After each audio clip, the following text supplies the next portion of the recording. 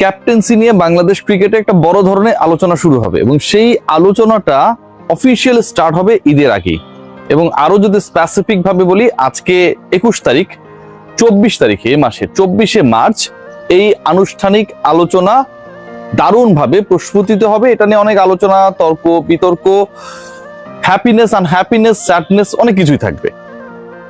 Bangladesh cricket বোর্ডের পরবর্তী যে বোর্ড সভা, সম্ভবত 19তম অথবা 20তম বোর্ড সভা, এত নাম্বারগুলো মনে থাকে না, সেটা অনুষ্ঠিত হতে যাচ্ছে আর মাত্র 3 দিনের মধ্যে, যেখানে অনেকগুলো আলোচ্য ইস্যু রয়েছে এবং অন্যতম প্রধান যে ইস্যুগুলো রয়েছে সেগুলোর একটা হচ্ছে বাংলাদেশ ক্রিকেট দলের জাতীয় দলের ক্যাপ্টেন্সি ইস্যু।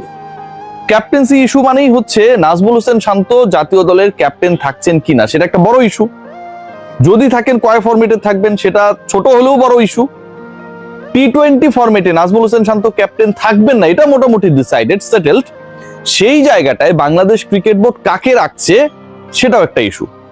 এর সাথে অ্যাড হয়েছে যে বাংলাদেশ দলে অলওয়েজ আমরা দেখি যে বড় টুর্নামেন্টের আগে একজনকে ভাইস ক্যাপ্টেনের দায়িত্ব দেয়া হয়, কিন্তু রেগুলার ভাইস ক্যাপ্টেন বা রেগুলার ভাইস ক্যাপ্টেন্সির জায়গায় আসলে আমরা কাউকে দেখি না। কেউ যে ক্যাপ্টেনের অনুপস্থিতিতে দায়িত্ব নেবে অথবা ক্যাপ্টেনের সাথে ক্যাপ্টেন্সি শিখবে, সেই রানিং মেট বাংলাদেশ ক্রিকেটে অনেকটাই অ্যাবসেন্ট। সেই ব্যাপারগুলো সেটেল হবে। Let's come to the point. The first point is that Najmul Hossain শান্তকে নিয়ে বাংলাদেশ ক্রিকেট বোর্ডের ভাবনাটা কি। তিনি কি ওয়ানডে এবং টেস্টের ক্যাপ্টেন্সি টি-20তে তিনি যেহেতু থাকতে চান না, করছেন কিনা। আগে টি-20 আলোচনাটাই করি। টি-20 ক্যাপ্টেন্সি নিয়ে যে আলোচনা হচ্ছে সেখানটা একজন ভাইস ক্যাপ্টেন দেওয়া হবে, এটা মোটামুটি নিশ্চিত। আলোচনায় রয়েছেন তাসকিন আহমেদ, লিটন কুমার দাস।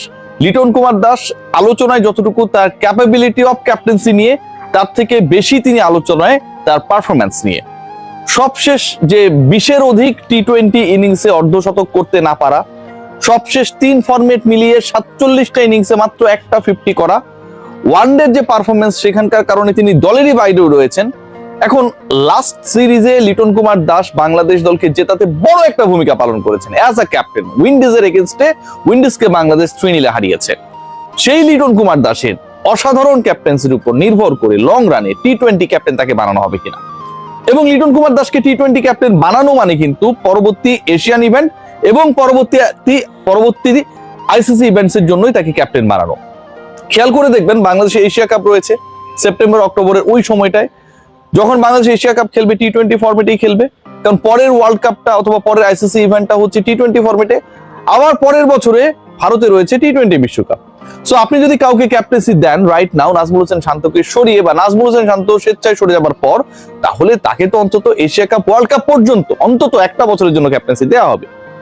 লিটন কুমার দাসের অ্যাকর্ডিং টু হিজ পারফরমেন্স দলে থাকাটা যখন অনেকটা সংশয়, সেই অবস্থায় তাকে বাংলাদেশ ক্রিকেট বোর্ড ক্যাপ্টেন্সি দিবে কিনা, এটা হচ্ছে মূল আলোচনার বিষয়। এবং যেই আলোচনাটা 24 তারিখের বোর্ড মিটিংও থাকছে। তার সাথে কম্পিটিটর হিসেবে যিনি রয়েছেন তাসকিন আহমেদ, তার আবার অসাধারণ পারফরমেন্স। ক্যাপ্টেন হিসেবে তিনি, আপনারা সবাই জানেন যে দুর্বার রাজশাহীর হয়ে ক্যাপ্টেন্সি করেছিলেন একদম বিপিএল এর লাস্ট ফেজটায়। সেখানটায় তাসকিনের ক্যাপ্টেন্সি অসাধারণ ছিল। অনেক হেকটিক সিচুয়েশনস এর মধ্য দিয়ে দল যাচ্ছিল শুরুর দিকটায়, সেখান থেকে একটা সময় মনে হচ্ছিল তারা প্লে অফে খেলে ফেলবে। তাসকিন আহমেদ ওই পার্টিকুলার টুর্নামেন্টের হাইয়েস্ট উইকেট টেকার ছিলেন, তিনি বেস্ট বোলিং ফিগারের মালিক ছিলেন। পরবর্তী সময়ে বাংলাদেশ দল যখন চ্যাম্পিয়ন্স ট্রফি খেললো, সেখানটার কনসিস্টেন্ট পারফরমেন্স যারা ছিলেন তাদের মধ্যে তাসকিন একজন। সো তাসকিনের পারফরমেন্স নিয়ে প্রশ্ন তোলার কোনো সুযোগ নেই, আবার ক্যাপ্টেন্সি যখন করেছেন সেটা নিয়েও প্রশ্ন তোলার সুযোগ নেই। তাসকিনের আরো একটা প্লাস পয়েন্টের জায়গা হচ্ছে তাসকিন আহমেদ বাংলাদেশের সব